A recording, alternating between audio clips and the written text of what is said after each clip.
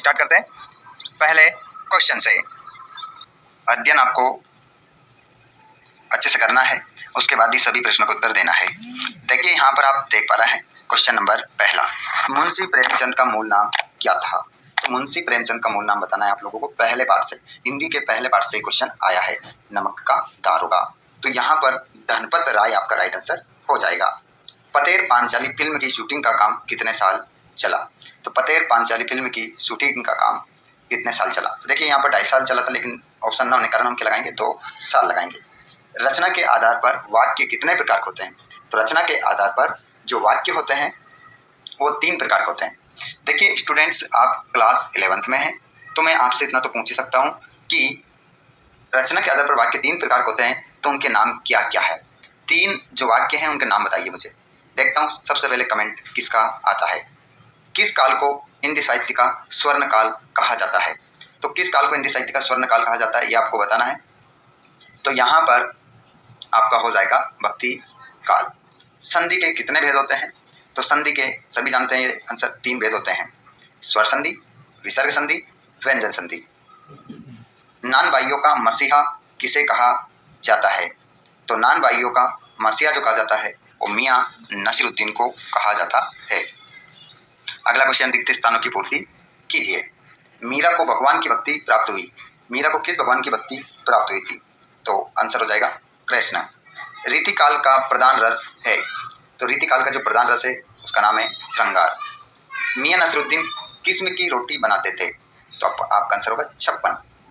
संस्कृत भाषा से हिंदी में बिना परिवर्तन के आए शब्द कहलाते हैं। तो ये शब्द कहलाते हैं तत्सम।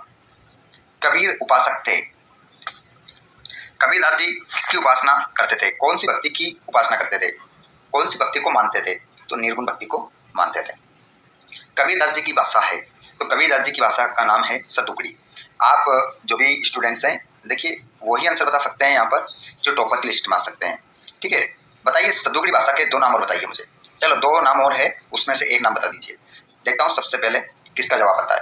कबीरदास जी की जो भाषा है उसके सतुकड़ी के अलावा हम अन्य नाम से और जानते हैं, वो नाम क्या है आप मुझे कमेंट बॉक्स में बताएंगे।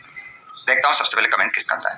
क्वेश्चन नंबर 3 है, निम्नलिखित कथनों के समक्ष सत्य या असत्य लिखिए। मुंशी वंशीधर ईमानदार थे। तो यहाँ पर पहले वाले का आंसर क्या हो जाएगा, सत्य। पहले वाले का आंसर आप सत्य लिखेंगे। अप्पू के साथ 2.5 साल बाल मुकुंद गुप्त की रचना है, असत्य।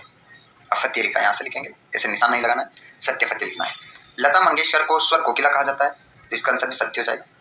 उपसर्ग किसी शब्द या शब्दांश के पहले प्रयोग होता है, सत्य। वीर गाथा काल हिंदी पद्य साहित्य का प्रथम काल है, सत्य। 9 तो 11 होना मुहावरा है, सत्य। जहां मैंने राइट निशान लगाया है वहां पर आपको सत्य लिखना है, जहां कट लगाया है वहां आपको सत्य लिखना है। आगे हम बात करते हैं, सही जोड़ी मिला लीजिए यहाँ पर। जिंदगी नामा कृष्णा सोबती, रस काव्य की आत्मा, अलंकार शब्द अलंकार और अर्थ अलंकार, समास के भेद 6 होते हैं। मियाँ नसरुद्दीन, हम हशमत और करजन, बंगाल विभाजन। इस प्रकार आपकी जोड़ी मिल जाएगी। आगे हम बात करें, एक शब्द या एक वाक्य में उत्तर लिखिए। विदाई संभाषण नामक पाठ के रचनाकार कौन है? तो विदाई संभाषण जो पाठ है, लाइव क्लास में जो जुड़ रहे हैं जवाब दीजिए। विदाई संभाषण नामक पाठ के रचनाकार कौन है? किसने लिखा है इस पाठ को? सभी को जवाब देना है, जल्दी से आंसर आना चाहिए। विदाई संभाषण पाठ के जो रचनाकार है, चलो बता देता हूँ, बाल मुकुंद, हाँ सही है, बाल मुकुंद गुप्त। बाल मुकुंद गुप्त बाल मुकुंद गुप्त आपका आंसर हो हाँ जाएगा। सही है। गद्य की कोई एक प्रमुख विधा का नाम लिखिए। निबंध आप लिख सकते हैं, कहानी आप लिख सकते हैं, नाटक लिख सकते हैं, एकांकी लिख सकते हैं। ठीक है, सभी सही होगा। स्वर साम्राज्ञी किसे कहा जाता है? तो इसका आंसर आपका लता मंगेशकर। लता मंगेशकर आपका आंसर हो जाएगा। दोहे में कुल कितनी मात्राएं होती है? 24। मीरा ने अपना आराध्य किसे माना है? तो मीराबाई ने अपना जो आराध्य माना है वो कृष्ण को माना है। ठीक है, आंसर क्या होगा, कृष्ण। 9 तो 11 होना मुहावरे का क्या अर्थ है? इसका आंसर हो जाएगा भाग जाना। भाग जाना आपका उत्तर होगा। प्रेमचंद का जन्म कब हुआ? 1880 में प्रेमचंद का जन्म हुआ था।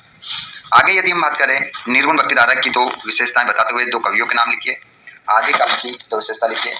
तो इसमें देखिए वीर रस का प्रयोग हुआ है इसमें, और आश्रयदाताओं का गुणगान किया गया है। दो विशेषता आपको लिखना है। बाकी मैंने डाल रखी है आदिकाल की विशेषता, निर्गुण भक्तिधारक की विशेषता भी डाल रखी है। ये सब क्वेश्चन मैंने डाल रखे हैं प्ले लिस्ट में। जाइए, प्ले लिस्ट की लिंक वैसे मैं आपको दे दूंगा, फिर भी आपको डिस्क्रिप्शन में अगर लिंक नहीं मिलती है तो आप एक कमेंट करके जरूर बताइएगा। ये सभी क्वेश्चन मैंने डाल दिए हैं पहले ही, तो आप लोगों की अभी नहीं तैयारी पढ़ा है, अभी नहीं शानदार पढ़ा हो जाएगी। नहीं बस आप चैनल को सब्सक्राइब जरूर कीजिएगा ताकि आपको हर एक वीडियो इसी प्रकार अभी नहीं मिलता पढ़ा, रहे। वीडियो पढ़ जाएगा। देख सकते हैं पूरा क्वेश्चन पेपर है, इनमें से हर एक क्वेश्चन हमने डाल रखा है, सभी क्वेश्चन डाल देख रखे लीजिए, हैं। इस हिसाब से कर लीजिएगा सब कुछ। पूरा क्वेश्चन है, क्वेश्चन पेपर है, इसी 23 टाइप तक के है। प्रश्न आएंगे, देख लीजिएगा। क्वेश्चन नंबर 22 आ गए आपके सामने, क्वेश्चन नंबर 23 भी आप देख सकते हैं। देख लीजिए, इसी टाइप के ये प्रश्न क्वेश्चन आ रहे नंबर हैं। 23 है आपका, जिसमें आपको निबंध लिखना है रूपरेखा के साथ किसी एक विषय पर। इसी ठीक है, टाइप के अच्छे से आप प्रश्न लिख सकते आएंगे, हैं, नो प्रॉब्लम। देख लीजिएगा अपना। ओके स्टूडेंट्स, ये हो चुका है हमारा क्वेश्चन पेपर का सॉल्यूशन। आपने इस वीडियो को कहाँ से देखा है और ये अपने दोस्तों को आपने वीडियो को शेयर किया नहीं किया, कमेंट बॉक्स में जरूर बताइएगा।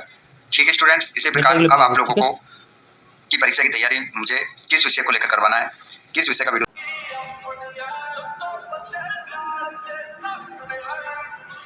अरे राम राम, नहीं